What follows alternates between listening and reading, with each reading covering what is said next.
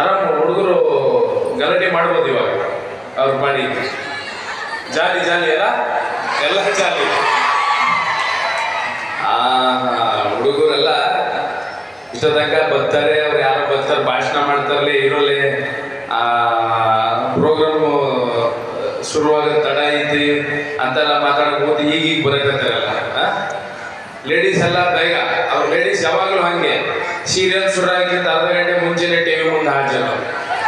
ನಮ್ಮ ಗಂಡಸರು ಹಂಗಲ್ಲ, ಮನೆ ಕದ ಹಾಕೋಕೆ ಅರ್ಧ ಗಂಟೆ ಇದ್ದಾಗ ಮನೆ ಕಡೆ ಹೋಗೋರು. ಓಕೆ, ವೇದಿಕೆ ಮೇಲಿರುವ ಕಾಲೇಜ್ ಈ 25 ವರ್ಷ ನಾವು ಸರಿಯಾಗಿ ಓದಿಲ್ಲ ಅಂದ್ರೆ ಮುಂದೆ ನಾವು ಎಷ್ಟು ವರ್ಷ ಬದುಕ್ತೀವಿ ಹೇಳಿ? ಒಬ್ಬ ಮನುಷ್ಯನಿಗೆ ಎಷ್ಟು ವರ್ಷ ಆಯ್ತು? 100 ವರ್ಷ. 25 ವರ್ಷ ನಾವು ಕರೆಕ್ಟಾಗಿ ಓದಿಲ್ಲ ಅಂದ್ರೆ ಇನ್ನು 75 ವರ್ಷ ನಾವು ಕಷ್ಟಪಡ್ಬೇಕು. 75 ವರ್ಷ ನಂತರ ಜಾಲಿ ಜಾಲಿ ಅಂತ ಇರ್ಬೇಕು. ನಿಮ್ಮ ಮೇಸ್ಟ್ರಲ್ಲ ಖುಷಿಯಾಗಿದ್ದಾರಲ್ಲ, ಯಾಕೆ ಹೇಳಿ? ಆರಾಮಿರ್ತಾರೆ ನೋಡಿ ಅವ್ರು ನಿಮ್ಮ ಬೈಕೊಂಡು. ಅವ್ರು 25 ವರ್ಷ ಕರೆಕ್ಟಾಗಿ ಓದ್ಯಾರೆ, 25 ವರ್ಷ ಅಡ್ಡಾಡಿದ್ರೆ ಮತ್ತೆ 75 ವರ್ಷ ಬರೀ ಅಡ್ಡಾಡ್ ಕಡೆ ಇರಬೇಕು. ಇಂತಹ ದೊಡ್ಡ ಕಾಲೇಜು, ಎಷ್ಟು ಚೆನ್ನಾಗಿದೆ ನಿಮ್ಮ ಕಾಲೇಜು. ನಿಮ್ಮ ಸ್ಕೂಲು ಗಾಂಧೀಜಿ ಬಂದಿದ್ರಂತೆ. ನೆಕ್ಸ್ಟ್ ಹೆಂಗೆ ಹೇಳ್ಬೇಕಂದ್ರೆ, ನಮ್ಮ ಸ್ಕೂಲಿಗೆ ಗಾಂಧೀಜಿ ಬಂದಿದ್ರು ಅನ್ನೋದು ನೆನಪಿರಬಾರ್ದು. ನಮ್ಮ ಸ್ಕೂಲಲ್ಲಿ ಇಂಥ ವಿದ್ಯಾರ್ಥಿ ಓದಿದ್ನಪ್ಪ, ಈ ವಿದ್ಯಾರ್ಥಿ ನಮ್ಮ ಸ್ಕೂಲಲ್ಲೇ ಓದಿದ್ದು ಅಂತ ಹೇಳ್ಕೊಳಂಗಾಗ ನೀವುಗಳು ಮಾಡ್ತೀರಾ. ಯಾವಾಗಲೂ ಅಷ್ಟೇ, ನಮಗೂ ಹಂಗೆ ಸ್ಕೂಲ್ಗೆ ಹೋಗ್ಬೇಕಾದ್ರೆ ಯಾರು ಹೋಯ್ತಾರಪ್ಪ ಸ್ಕೂಲ್ಗೆ ಅನ್ಸೋದು.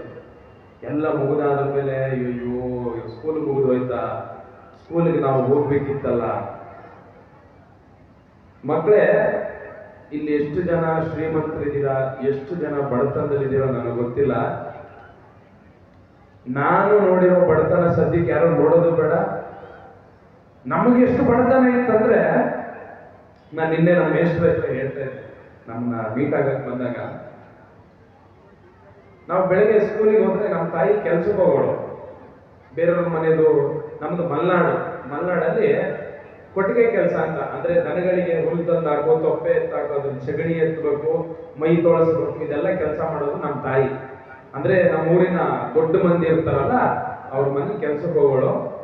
ಅವಳಿಗೆ ಮಧ್ಯಾಹ್ನ ಊಟಕ್ಕೆ ಚಿತ್ರಾನ್ನ ಕೊಡೋದು. ಚಿತ್ರಾನ್ನ ಗೊತ್ತಲ್ಲ ಎಲ್ರಿಗೂ? ಅಂದ್ರೆ ಅವಳು ಯಾವತ್ತೂ ಚಿತ್ರಾನ್ನ ತಿಂತಾನೆ ಇರಲಿಲ್ಲ. ಯಾಕಂದ್ರೆ ನಾನು ಸ್ಕೂಲ್ ಬಿಟ್ಟು 4:15 ಮನೆಗೆ ಬರ್ತಾ ಇದ್ದೆ. ಮನೆಗೆ ಬಂದಾಗ ನಂಗೆ ಸ್ನ್ಯಾಕ್ಸ್ ಅಂತ ಅವಾಗ ನಮ್ಮ ಮನೇಲಿ ಕೊಡೋಕೆ ಏನೂ ಇರಲಿಲ್ಲ. ಈಗ ನಿಮ್ಗೆ ಕೊಡ್ತಾರಲ್ಲ, ಮನೆಗೆ ಹೋದ್ರ ಕೂಡಲೇ ಕಾಫಿ, ಬಿಸ್ಕೆಟ್, ಖಾರ, ಅದು ಇದು ಎಲ್ಲ ಕೊಡ್ತಾರ, ಅದು ಯಾವುದೂ ಇರ್ತಿರ್ಲಿಲ್ಲ. ನನ್ನ ತಾಯಿ ಮಧ್ಯಾಹ್ನ ಉಪವಾಸ ಇದ್ಬಿಟ್ಟು ಆ ಚಿತ್ರಾನ್ನ ತಂದು ನನಗೆ ಕೊಡೋಳು. ನಾನು ಅದನ್ನ ತಿಂದು, ನಾನು ಮತ್ತೆ ನನ್ನ ತಾಯಿ ರಾತ್ರಿ ಈ ಇಟ್ಕೆ ಮಾಡ್ತಾರೆ, ಇಟ್ಕಿ ಗೊತ್ತಲ್ಲ ಇಟ್ಕಿ, ಆ ಇಟ್ಕಿ ಸುಡಕ್ಕೆ ಹೋಗ್ತಾ ಇದ್ವಿ ನಾನು ನನ್ನ ತಾಯಿ. ನನಗೆ ಎಷ್ಟು ವರ್ಷ ಅವಾಗ?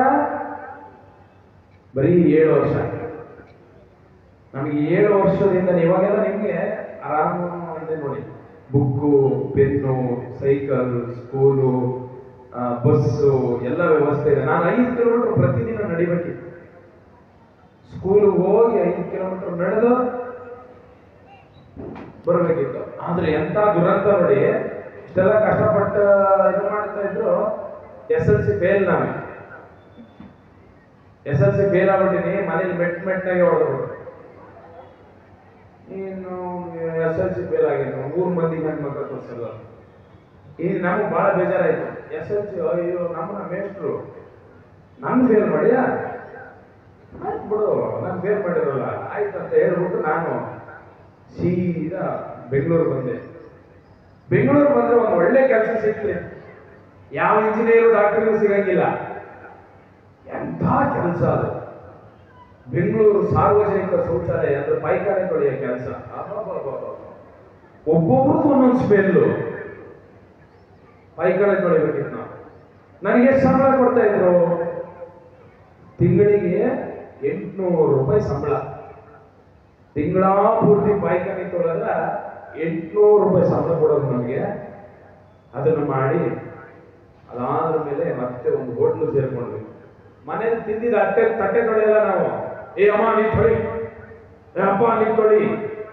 ಅಲ್ಲಿ ಹೋಟ್ಲಿಗೆ ಹೋದ್ರ ಮೇಲೆ ಗೊತ್ತಾಯ್ತು, ಇಲ್ಲಿ ಬಂದವ್ರನ್ನೆಲ್ಲ ನಾನೇ ತೊಳಿಬೇಕು.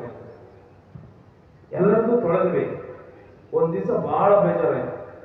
ಎಲ್ಲ ಮೇಷ್ಟ್ರೆ ನನ್ನನ್ನು ಫೇಲ್ ಮಾಡಿ ಪಾತ್ರೆ ತೊಳೆಯಕ್ ಬಿಟ್ರಲ್ಲ, ಮಾಡ್ತೀನಿ ಅಂತ ಮೇಷ್ಟ್ರ ಮೇಲೆ ಸಿಟ್ಟು ಬಂತು ನನಗೆ. ನನ್ನ ಫೇಲ್ ಮಾಡ್ತೀರಾ ಅಂತ ಮತ್ತೆ ಹೋಗಿ SLC ಕಟ್ಟಿದೆ. SLC ಬರ್ದೆ, SLC ಪಾಸ್ ಆದೆ. ಅವತ್ತು ಒಂದು ಚಾಲೆಂಜ್ ಹಾಕಿದೆ, SLC ನಾನು ಫೇಲ್ ಮಾಡಿರ ಇನ್ನೇನಾರ ಇದ್ರೆ PUC ನಾನು ಇಡೀ ಕಾಲೇಜಿಗೆ ಟಾಪ್ ಬಂದೇ ಬರ್ತೀನಿ ಅಂತ ಹೇಳಿ ಪ್ರಮಾಣ ಮಾಡಿ PUC ಓದ್ದೆ. ಇಡೀ ಕಾಲೇಜಿಗೆ ನಾನೇ ಫಸ್ಟ್. ಇದು ಯಾಕೆ ನಿಮ್ಗೆ ಹೇಳ್ತಾ ಇದೀನಿ ಅಂದ್ರೆ, ನಮ್ಗೆ ಮೇಷ್ಟ್ರ ಮೇಲೆ ಸಿಟ್ಟು ಬರ್ಬೇಕು. ಹೆಂಗ್ ಸಿಟ್ಟು ಬರ್ಬೇಕಂದ್ರೆ, ನಿನ್ನ ಒಂದು ಮಾರ್ಕ್ಸ್ ಮೇಷ್ಟ್ರಿಗೆ ಕಡಿಯಕ್ಕಾಗೋದು. ಎಲ್ಲೂ 100ಕ್ಕೆ 100 ತಗೊಳಂಗೆ ನೀವು ಬರೀಬೇಕು. ಆ ತರ ಮೇಷ್ಟ್ರ ಮೇಲೆ ಸಿಟ್ಟು ಬರ್ಬೇಕು. ಅಪ್ಪ ಅಮ್ಮನ ಮೇಲೆ ಸಿಟ್ಟು ಬರ್ಬೇಕು. ಹೆಂಗ್ ಬರ್ಬೇಕು ಅಂದ್ರೆ, ನಿಮ್ಮ ₹1 ಆಸ್ತಿ ಇಲ್ಲದೆ ನಾನೇ ದೇಶಕ್ಕೆ ದೊಡ್ಡ ಆಸ್ತಿಯಾಗಿ ಬದುಕ್ತೀನಿ, ನಿಮ್ಮ ₹1 ಆಸ್ತಿನೂ ನನಗೆ ಬೇಡ ಅನ್ನೋ ತರ ಅಪ್ಪ ಅಮ್ಮನ ಮೇಲೆ ಸಿಟ್ಟು ಬರ್ಬೇಕು ನಮ್ಗೆ. ಅದು ಬಿಟ್ಟು ಅವ ಟೂರಿಗೆ ಕಳಿಸಿಲ್ಲ, ಅವ ಬುಕ್ಕಿಗೆ ಕೊಟ್ಟಿಲ್ಲ, ಅವ ಚಪ್ಪಲ್ ಕೊಡ್ಸಿಲ್ಲ, ಅವ ಬಟ್ಟೆ ಕೊಡ್ಸಿಲ್ಲ ಅಂತ ಹಠ ಬರಬಾರ್ದು. ಈಗ ನಾವು ಒಳ್ಳೆ ಬಟ್ಟೆ ಹಾಕ್ತೀವಲ್ಲ, ಅದಕ್ಕೆ ಕಾರಣ ಏನಂದ್ರೆ, ನಾನು ಇಡೀ ನನ್ನ ಸ್ಕೂಲು ಕಾಲೇಜ್ ಜೀವನ ಪೂರ್ತಿ ಹೊರದೋಗಿದ್ರಲ್ಲೇ ಕಳೆದಿದ್ದೆ. ಯಾವಾಗ ನಿಮ್ಗೆ ಸ್ಕೂಲ್ ಲೈಫಲ್ಲಿ ಕಷ್ಟ ಬರುತ್ತೋ, ಯಾವಾಗ ನೀವು ಸ್ಕೂಲಿಗೆ ಹೋಗೋಷ್ಟೊತ್ತಿಗೆ ತುಂಬಾ ಕಷ್ಟ ಅನುಭವಿಸ್ತಿರೋ, ಮೋಸ್ಟ್ಲಿ ನನಗೆ ಗೊತ್ತಿದ್ದ ಪ್ರಕಾರ, ನಾನು ನೋಡಿದ ಪ್ರಕಾರ, ಮುಂದೆ ನಿಮ್ಮ ಜೀವನದಲ್ಲಿ ನೀವು ತುಂಬಾ ಸುಖವಾಗಿರ್ತೀರ. ಇವಾಗ ನಾನು ಹೇಳಿದ 30,000 ಸಂಬಳ ಕೊಡ್ತಾರೆ ಒಂದು ದಿನಕ್ಕೆ.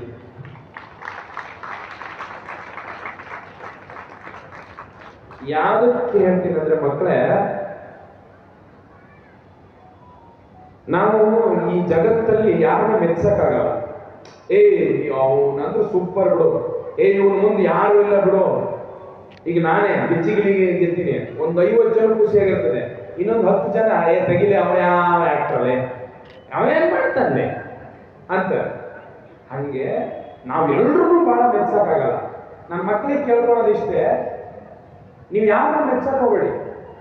ನಿಮ್ಮ ಅಪ್ಪ ಅಮ್ಮ ನಿಮ್ಮ ಪಾಠ ಕಲಿಸಿದ ಗುರುಗಳಿದಾರಲ್ಲ, ಅವರಿಗೆ ಬಿಡೋ ಒಳ್ಳೆ ಮಗನ ಹೆತ್ತುಬಿಟ್ಟೆ, ನಾನು ಒಳ್ಳೆ ಮಗಳನ್ನ ಹೆತ್ತುಬಿಟ್ಟೆ, ಅಥವಾ ನಾನು ಒಳ್ಳೆ ಸ್ಟೂಡೆಂಟಿಗೆ ಪಾಠ ಮಾಡಿದೆ ಅಂತ ಅನ್ಸ್ಬಿಟ್ರಿ. 3 ಜನ ಈ ಜಗತ್ತಲ್ಲಿ 3 ಜನ ಖುಷಿ ಪಡಿಸ್ಬಿಟ್ರಿ ಅಂದ್ರೆ,